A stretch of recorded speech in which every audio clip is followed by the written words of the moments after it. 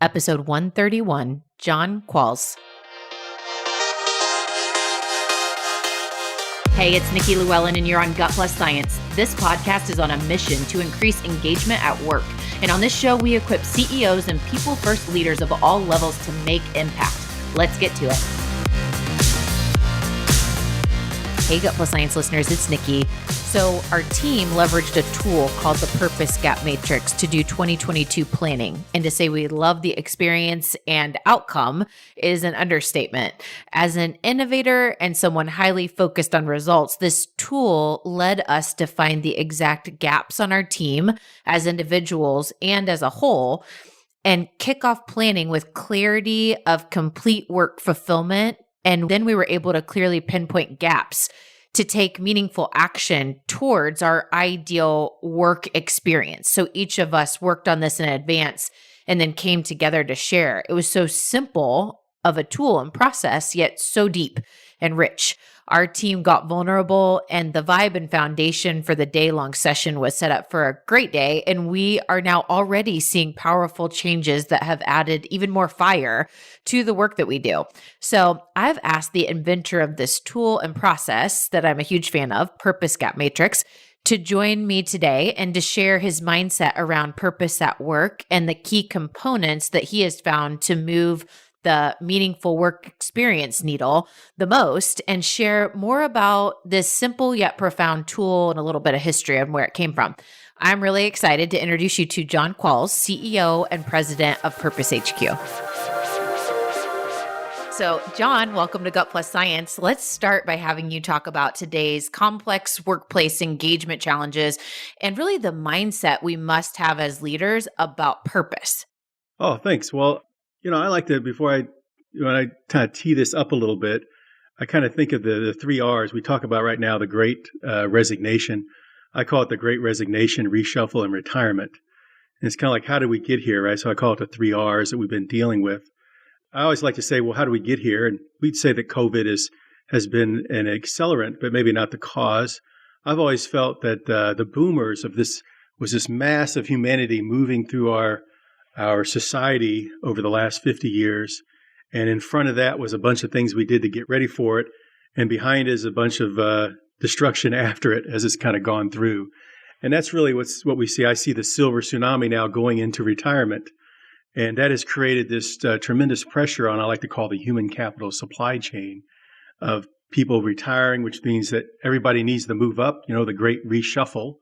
But also it feels like I think there's 10,000 people retiring a day, but there isn't 10,000 people a day hitting the market. And that's really what's creating this pressure. What we believe is really creating that pressure. And so it's how are we going to capture that? And, I'd like to say it's super sexy, but at the end of the day, really creating purpose-driven organizations or aligning this purpose between the individual and the organization has always been important, but it's never been more important than kind of is today. Such a priority. And I would love, you have many facets in the way that you work alongside organizations and purpose of people and the workplace and all of that.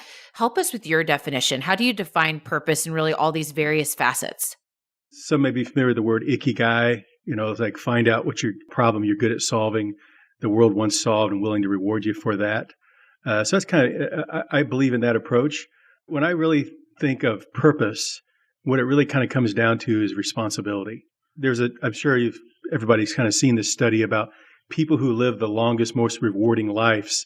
They kind of study and say, well, what was it about these people? And they think, was it their lifestyle, how they, whether they ate, they didn't smoke or drink, but nothing pales in consideration to their engagement with others and being kind of engaged and responsible for people throughout their lifetime is the biggest impact that it makes on their longevity and happiness, right?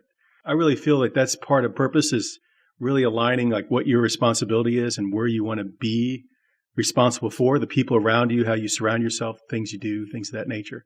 So really that's, to me, what purpose is. And from our standpoint, it's really how do you create a purpose-driven organization? Then, obviously always the foundation is that culture, that mission, vision, purpose of the organization, the development of leadership, the talent that you bring in, develop, the formation of teams, and kind of keeping everybody engaged is to us is the kind of the magic, where all the magic happens when you can make that happen. I think it's so important, and I know that you agree, for us in our work to find meaning. And I think that responsibility, when we have it, the sense of responsibility brings that meaning that makes us feel like we're really making an impact because we get to own this. And so whether or not your title says leader, you have a responsibility to own these certain things, which brings meaning through the work that you do. And so I know meaning comes through in a lot of different areas of the work you all do at Purpose HQ. And I can't wait to get into that. I want to talk about, on these episodes, I like to think as a listener, I want to evaluate where I'm at right now, how I think, how should I shift how I think, and then how can I apply new ideas? And so you're going into workplaces all the time where a consultant or a leader will bring you in and say, help us. And the reality of what you see typically with what workplaces and leaders are doing with purpose and their strategies or initiatives aren't necessarily always going in the effective route, right? So talk about like what it is that you typically see and how often you're seeing that these strategies are going in this effective pace, or what is it that you see when you're kind of running baselines going into these organizations? As I dive into that, you just said something, it was a very subtle thing. I think it was really important. And it was, everybody being a leader. What organization really wants everybody to be a leader of themselves and a leader of the people that they serve, et cetera. So when I think from an effective standpoint, a lot of times I see people looking for a move or a tactic, and it really comes down to a process, a strategy, kind of a discipline. And, I had a great friend once. He said, leadership is exhausting. At least good leadership is. And he was right. So, I think the things that are most effective, at least what I observed and what we promote, is this genuine authenticity. A lot of people talk about the young people coming into the marketplace today, and I think a lot of times what they're really looking for is authenticity, right? Being genuine and authentic. They're not looking for a move. They don't want to be manipulated. They want to be part of something that's bigger than them. A lot of times I say they want to change the world. Sometimes I like to tell them, let's start with the first inch, start with you, and then expand it from there. But I think that the processes, the ones that are most effective, are ones that are truly authentic. It's so much easier to do things when you're authentic versus, there's people who say fake it till you make it. But I think we're at a point where we can feel that. You can feel when someone has a genuine interest about where you are and where they're trying to take you within the organization or not. So all those moves and things, all those, I feel like all those fads in the past, that was some particular tactic. Those things never seem to stick, right? And at the end of the day, we really want something that's going to stick and make a meaningful impact. And I have found that those are the things that genuine and authenticity is what sticks for the short term and the long term. You might make a little more effort in the front end, but it pays off better than anything I've ever observed. So good. I just jotted down, authenticity is what brings purpose alive, or it's like the sustainability of it. And I love that we just got there. And before we move forward, because I want to dive into this tool that you all have created that I've seen the impact of, I'm so excited to share it. But I want to talk about the reality of workplaces and how they're operating right now with their purpose strategies there's really a big gap. I guess the most profound example that people say is we have our purpose and our mission and things on the walls, but I couldn't tell you them if I was, gun to my head. I don't remember, right? I'd have to go look at the wall or look at our website. The reality is many workplaces think that they're doing purpose well because it is on the wall or it is on the website, or they revisited that during their strategy planning for the year. Talk to that just a little bit before we go into talking about your tool. Oh, I love that. If you have to visit your values in the lobby, it ain't being done right. I like to really align with this purpose and culture. And so a lot of times it's kind of keep the end in mind. What does a great culture look like?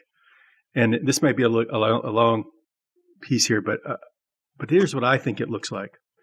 When there is a problem or opportunity that hits the organization, and the people closest to it lean into the values of the organization and how they behave and make decisions to capture or resolve it when the leader is not in the room. The most important part I said there was when the leader is not in the room, because that is when you really have led to there's leaders throughout the entire organization But isn't that really what you're looking for, is like the behaviors and decisions and communications of the people closest to the greatest opportunities and challenges in the organization? Know how to behave, know the formula about, how many times you said, that's not how we do business here. Isn't that what you want to happen when you're not in the room? And I think as a leader, particularly as servant leaders, I don't want to be the center of the universe. I'm trying to enable others. I did Taekwondo for 15 years.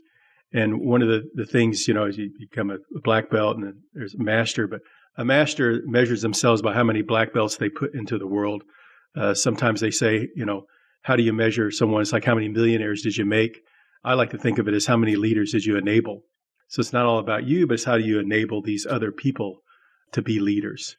Before we dive into the tool that we really want to go deep on today, just want to share a couple of things that I'm hearing from our conversation thus far. The power of helping individuals find responsibility in their work, because that brings out the meaning and brings out purpose. I think that's just so powerful.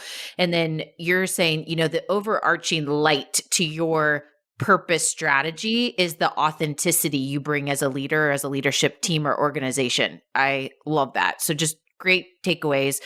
Now, I want to transition as a huge fan club member of this tool that you created, and I'll let you tell a little bit about the backstory. I know I got introduced to the tool just this past year, called the Purpose Gap Matrix. I've played with it a little bit on my own after you taught it to me and we did the session. And then I brought it to our team to share with them as we work alongside your organization, just to do it a little example during our strategy planning for the year.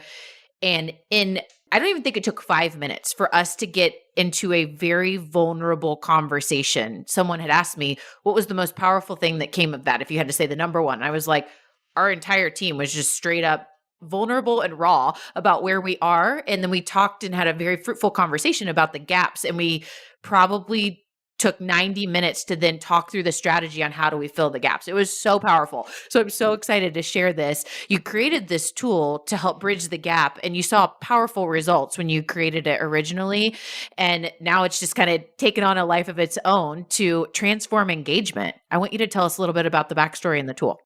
There's a great program called Strategic Coach. It's for entrepreneurs, and I got involved maybe 20 years ago, and there's lots of little tools that they would have in there. And there was one in there about how to make decisions in a scoring system that I really used, but I actually changed it and kind of made it a lot about measuring my own journey and how I was going to make better decisions and such. And then I kind of used that process to try to create this purpose gap matrix. And so it was a tool, it was a way I was using to measure my journey. I was in the Marine Corps, so I call my tours of duty as I go through my career. So as we were looking here at Purpose HQ, it's like, how can we get to a tool it's got to be really simple. I mean, it's just it can't be too overcomplicated, but it has to have like real depth to it. One of my favorite quotes is from Mark Twain. He said, "Sorry for the long letter. I didn't have time to write a short one." So doing something really simple but profound is really hard. So we really kind of thought through it. And then we thought through, at the end of the day, there's these kind of 5 foundations of individual awareness, and there's 5 foundations of organizational awareness. It's like, when we get those things together and married, that's like real magic happens there. So we like to call it the 5 foundations of awareness, but it's kind of like, why do I behave the way I do? And how can that be amplified in the role that I have? And what is holding me back, right? It's kind of what's holding back my growth. How do I work with others? And then when do I say no, really, which is where those values. So those are the kind of the framework as we were kind of thinking through the Purpose Gap Matrix. So that's kind of the backstory of how we got to it and then kind of put this thing together. And I was using it, and then when people started asking us to bring it in and present it to their teams. And it was interesting. There's 2 types of people. I'm really concerned that you're going to come in and do this and show people why they should leave our organization. That always comes up. But every time we've done it, it's never happened. So, I mean, I can see the fear, but the other side of it is I like to say sunshine is the greatest antiseptic.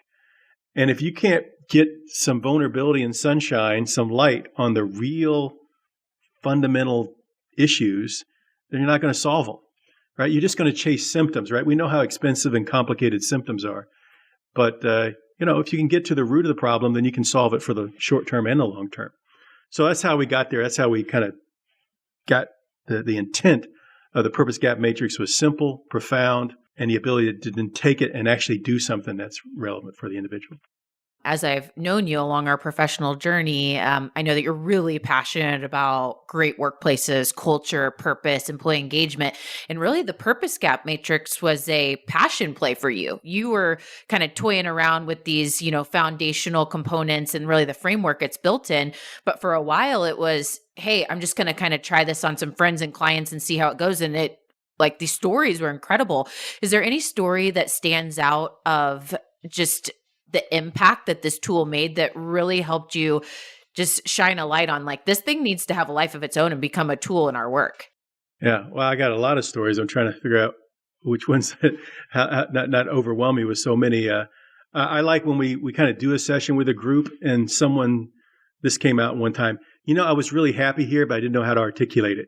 I mean, that really made us feel pretty good, right? It was particularly because they said that verbally, so everyone else in the room was kind of like, yeah, I guess I'm happy to here too as well.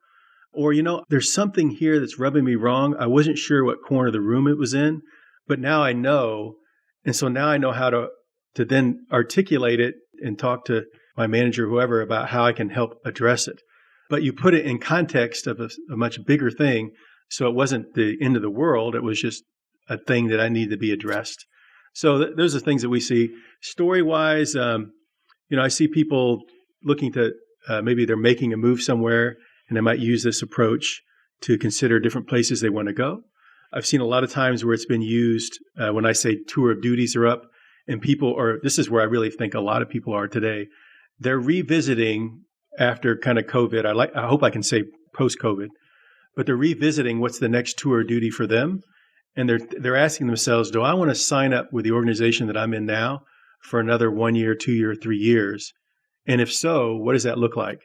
And so the stories we get back where they're so much better to articulate and lean in and commit to what their role is and their organization that they're part of, because they just have such a clarity of what it is. When I see, COVID, everybody wants certainty. And there really isn't any certainty in the world. I guess maybe death and taxes is always that. But what people really want is clarity. And I think a lot of times when we do this, people just learn this clarity of what it is that they like or don't like, and in a kind of plan to get through it has been really good. I had another great story with an individual who was actually having a hard time getting a role as an executive. And I asked him this question. I said, well, what is it that you do? And he said, well, I'm a CFO. I'm like, what is that? If you were explaining it to a fifth grader, would they know what that means? And he had been to the fourth time at 5 different companies. And he said, well, what I really do is I just have a unique ability to look at numbers and I can see, risk and opportunities for the organization and the ability for them to see it and to do something with it. And I said, why don't you just do that? Why don't you just say that's what you do? And I mean, literally a week later, he got his dream job. So, that was good.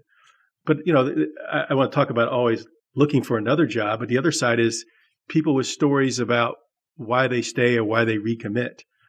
The other thing we always take there's the individual side of it, but the organization, the ability of the organization to say, this is what we need you to be now, like post-COVID, or what does our environment look like today? And kind of getting that buy-in again to signing up and sticking around and leaning in. So lots of great stuff there. I had an organization, a 3-letter consultancy, starts with I don't know. But they had 2 executives that were thinking about leaving, and they actually went through the Purpose Gap Matrix and ended up swapping roles and staying with the organization. It was the craziest thing I've ever seen, but it was just it was so authentic, and it was one person was the boss and the other person reported them, and they ended up switching. And it's like you never could have scripted that out, but they really used the Purpose Gap Matrix to kind of add it up. And they're like, I was more happy when I was in your role. And the other was like, I'm more ambitious to be in your role.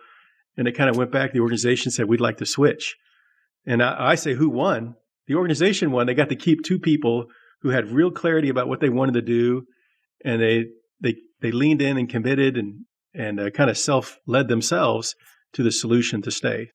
All right. So I loved all of those stories. And I will just share that yesterday I was talking with a leader. We were just checking in to do just a follow up. And I said, "How are you?" And just paused. And he said, "Okay, well, off the radar." So not giving out any names. He said, "Off the radar, I just am missing something. I I don't wake up with that fire anymore. I really do like the company that I work for. I think we're doing great things. We're growing by leaps and bounds. I just am missing something, you know?" And so as you were talking right now and sharing these stories, I'm like, I need to follow up with him. And this is a wonderful opportunity to find a way to help because, gosh, we spend the majority of our lives working, and nothing worse than knowing the beauty of how great it can be but missing something. And so just a perfect tee up to why I love this purpose gap matrix tool so much. And John, I want to now dive into the tool and really the key components, if you can start to break those down for us and help us understand it. So it's interesting that you say that something missing. A lot of times when we kick these things off, I say, if I gave you $90,000, how much of that would you like to waste? And I usually don't get anybody who's like, I want to waste a lot of it. But it's interesting, in our career, we're given about 90,000 hours. And so of those 90,000 hours, how much of those do you want to invest? And then what do you want to get out of it? So that's kind of how we usually kick off a purpose gap matrix session, is kind of talking about framing it up about not wasting and really investing, and what do you want to get out of the big journey. So we talked about, keep it simple but profound. So it's kind of five areas that we go into, right? These are really five kind of questions. But the first one is really, what is it you do? And what you do is not, it's not the task per se, right? But it's like, what are the abilities that you have that are being played out in your role? And how often, sometimes we find out we're doing something that we don't enjoy doing, or it's a problem that we're not good at solving, or we're wearing more hats. I can't tell you how many times particularly when I'm working with executives or managers who are wearing 4 or 5 hats, but there's one of those hats that they absolutely hate. And their leadership is so unaware of that they lose them because of just one hat that they've asked them to own that they really shouldn't be carrying around, type of thing. So it's really about asking an individual, is the role you have, is it what you do? And then the discovery of understanding, like, what is it that you do, right? So that's the first piece. This is a 30, 45-minute process or experience. I like to say no one wants to take another damn survey, but they will. We like experiences, right? I think as humans, we like experiences. I always say, do you remember what you got for Christmas on your 15th birthday? No one usually knows what that is. Do you remember your first kiss? Most people usually got that one down, right? So they remember that one. So this is really about delivering experience. And the first question is really about, what is it that you do, and unpacking what that is, and are you doing what you do? So that's the first component. The second component is really about the style of that person. Well, how do you do what you do, right? What's your style? How do you work? And are we asking you to work the way that you work, right? So that's that style question. A lot of times this comes up where culture starts to show up. It's kind of the question, but what's underneath it? How decisions are made, how you're communicated to, what you do, how you asked to work, 90 hours a week. Or a lot of times I get a story of, well, why does this matter? It's like, when I was younger, I used to travel 8-9 months out of the year. It was great. But if you had an individual who just had twins, right, at home, they probably are not looking for how do you do what you do by traveling 6 to 9 months a year away from those kids, right? So that's not a good alignment. So what you do, how you do it, that's kind of the second area. The third area is really, why do you do it? And, I love Simon Sinek's Start with Why, and the why of the organization. And I like to call this the tingly area, right? It's kind of like you're doing something that literally gives you that little tingle, like the impact of your organization, whether or not it's you want to be the 800-pound gorilla in your space, or the first to market, or you're a nonprofit, or whatever it is, that organization makes the world better in some way, and you're part of it. Now, the challenge with that is that if you send that check in the mortgage company, they won't cash it. So there is a compensation and a perks and benefits part of that question as well. So So what you do, how you do it, why do you do it? The next one really is what do you need to master your craft? A lot of times when you think of people through their career, you start out, you got a job, and then you find yourself and you have a career, and then later on you find that you kind of have a vocation. So that's kind of the journey through it. But in each one of those, we need to develop our craft, right? New capabilities, new skills, new things. And so, are you mastering your craft? And then the last part of this kind of journey here, we take you through closing your purpose gap, is what is the journey? Like I say, I do things in 3-year tours of duty is how I look at it. Where are you at and the role that you have? Is it the job that is the title that serves you incorporated journey that you need? Is it, do you have the authority, the autonomy? Are you working in an ecosystem or on a stage that plays into your career journey that you want? So that's kind of the 5 areas of the purpose gap matrix. But I intentionally, as I laid that out, I really laid it out from an individual standpoint. But if I can just take a moment and turn it around from an organization, and remember I was talking earlier about, this foundations of awareness between the individual and the organization. And when those two things happen, that's the real marriage. And I think about all the challenges we have around engagement and retention and all those pieces. It really kind of comes down to, as an organization, I have a role that I'd like you to have. I have a way I'd like you to work. I have an incentive program and a development of you and a development of this role, right? That's from an organization standpoint. And as an individual, I promise you I'm going to bring this all together. And as an individual, I want to have a role, that a problem I'm good at solving and I'm appreciated for what it is. I get to work the way that I work and work with people that work the way I do for the same reasons, the why. And we're all growing together on a particular tour of duty that we might be having together, right? So a lot of times right now, people are fighting to get good people. I think the better you're able to articulate the organization and saying, this is what we'd like you to do here, the way we'd like you to do it, how we reward you, how we'll develop you, and what the role journey looks like here, the more you can be clear on that, the better you're going to bring the right people to the organization. So that's kind of how all of it comes together. And it really just starts with 5 simple questions and measuring those and then shutting up and listening.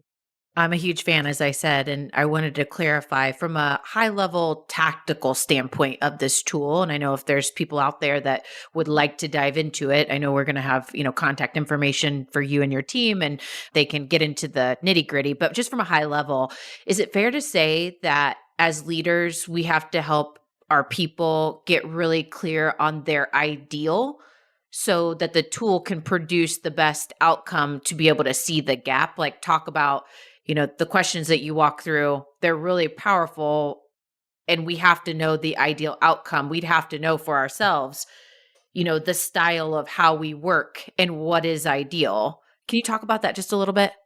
It's interesting.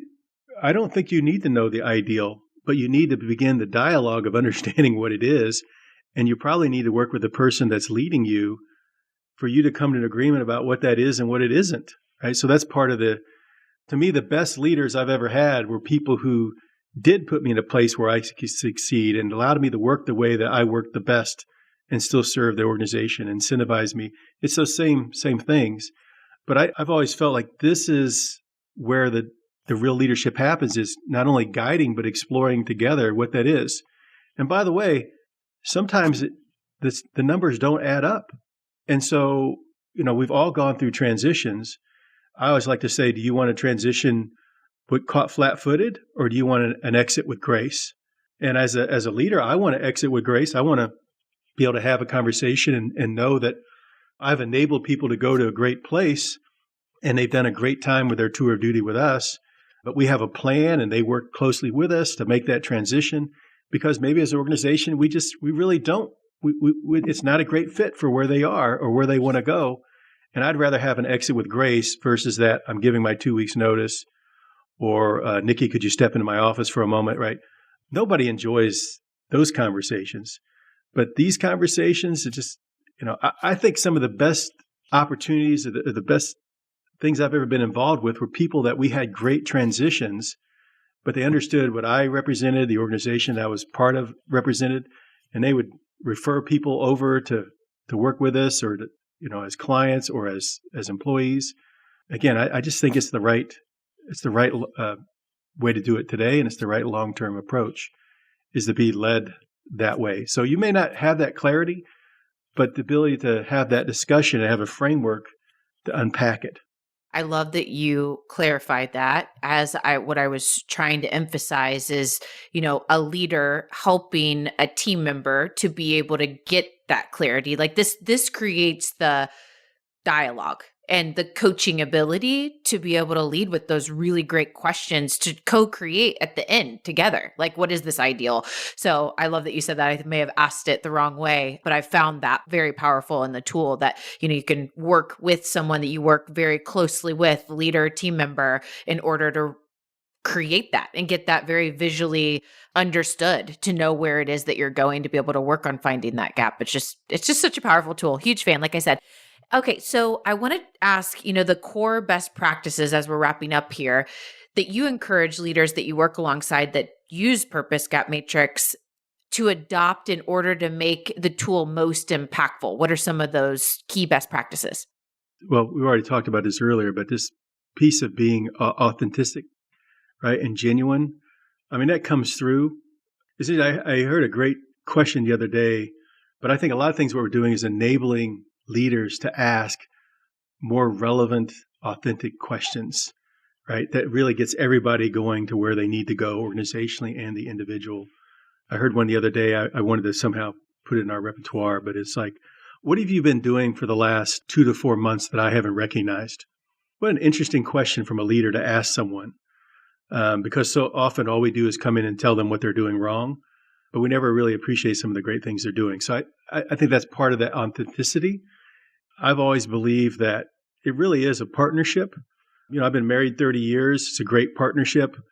You've probably heard me say this before, anyone who's heard me talk about this marriage and partnership. Do you want a happy marriage or do you want to be a great spouse? And as you know, my answer is always be a great spouse, because there's times where you want to always be happy in your marriage. And after 30 years, I know that's true. And when I think about leadership in business, it really is a partnership. I see so often young people, I want to come in and be happy at work. Who doesn't want to be happy at work? I always say, do you want to be happy at work, or do you want to have like a really challenging, rewarding career? And I had to kind of think about that for a second. So I think as leaders, sometimes we get wrapped around the axle a little bit about making people happy instead of giving them a challenging, rewarding career.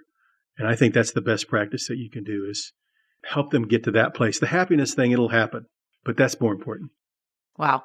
What a great piece of advice to end on. So we're going to transition into our lightning round, where we'll get to learn a little bit more about the personal side of John Qualls, and maybe some great resources that our listeners can take and do something with. We're going to hear from a network message, and we'll be right back. Gut Plus Science has just joined the People Forward Network. Gut Plus Science has been on a journey for 3.5 years, and we got inspired to create a global podcast network that captures the most incredible efforts of people-first leaders and humans working on a meaningful mission. We believe that the workplace is the largest mission field for change, and the People Forward Network is the largest community of humans on a shared journey to live life full of meaning. We'd love for you to join the People Forward Network. There are all kinds of new shows and existing shows coming together under one umbrella to bring you the best content as a community on a mission. Can't wait for you to join us. See the link to peopleforwardnetwork.com in the show notes. All right, back on Gut Plus Science with John Qualls. Such a great conversation around purpose and individuals and workplaces, all the good stuff. And now in this lightning round, we get to just focus on John and hear a couple of his favorite things. So number one, it's always hard to pinpoint your favorite book of all time. So if you can't do that, maybe a favorite recent read that you'd like to share with our leader listener audience. So I have this thing where I read 3 books at once. I call it popcorn, personal development, and professional development. But off the top of my head, I'd say Give and Take by Adam Grant is one. It's really about serving others and kind of how to be a giver without getting taken. So it's probably one of my favorite professional reads. There's a book called Giant Under the Snow that no one has ever read by John Gordon. about a young boy who just uncovers a giant under the snow. It was a big impact for me on my life. So anyway, those are probably the two books that pop in my head. Give and Take by Adam Grant. And the other one's really more of a personal one that I'm sure you probably can't even find. And how about a favorite hobby when you're not working? So homesteading. I kind of grew up in the inner city, but I love homesteading. I have bees, I have ducks, projects on our little farm here. We call it 3 Acres Farm. And chickens. I got, Cluck Norris, my head rooster, and my ladies that I see every morning. And, whatever's going on in the world, lots of bad things going on out there at times. But I can tell you every morning I got a bunch of girls who just chase me and think I'm the greatest thing in the world. And I give them some feed and talk to Cluck Norris, and we spar a little bit. So there you go. That's my thing I do when I'm not working. And how about your favorite vacation spot? I'd say our favorite vacation was probably Aruba. Something about the desert, dry climate I really enjoy. But at the end of the day, anywhere in which I'm with my wife or my family is my favorite vacation spot. And John, how can listeners connect with you after the show today? Well, there's always the LinkedIn, but John at purposehq.com. So JOHN at purposehq.com. Always reach out to me there. And obviously purposehq.com, our organization. I hope this episode inspired some new ideas to help you inspire and equip your people to find deeper levels of purpose in their work. And I hope you grab some nuggets to apply for your work experience and building even greater fulfillment in the work you do as a leader. Here's my truth you can act on from today. Number 1, help your people find and experience responsibility in their role. Number 2, reminder, authenticity is the core to living out our purpose. And number 3, reflect on the tools you use to help you lead. Are they simple to use and do they create significant impact? For example, a tool that creates deep dialogue with team members on a recurring basis. We've got to be leveraging tools on a consistent basis that propel our impact as leaders. So good. Hit up John Qualls to try out the Purpose Gap Matrix. His contact info is in the show notes. See you next time.